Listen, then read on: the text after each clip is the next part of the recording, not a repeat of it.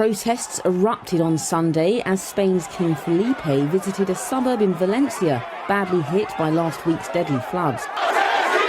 Residents of Porta shouted murderous at the King and Queen, as well as Prime Minister Pedro Sánchez. People hurled mud and other objects at them, venting pent-up anger over what they believe were poor handling by the authorities of last Tuesday's storm and flooding.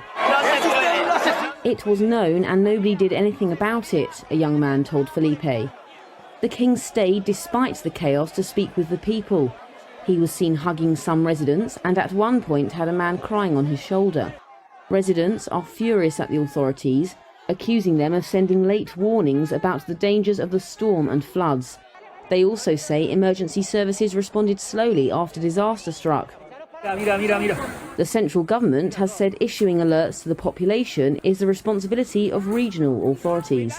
Valencia's officials have said they acted as best they could with the information available to them. Prime Minister Sánchez said on Saturday that any potential negligence would be investigated later. The death toll from the country's worst flash floods in modern history edged higher on Saturday. Almost all have been in the Valencia region and especially Porta. But it's still expected to rise, with dozens of people still unaccounted for, while some 3,000 households remained without power, officials said. With the floods causing extensive damage to the region, many local residents are now coming together to rebuild their communities. Here in Chiva, about 19 miles from Valencia, many people were seen helping to clear mud and debris off the streets, while others signed up as volunteers to hand out food, water and other essential supplies.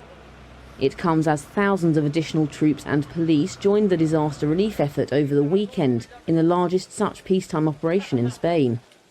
The tragedy is so far Europe's worst flood-related disaster in a single country since 1967, when around 500 people died in Portugal.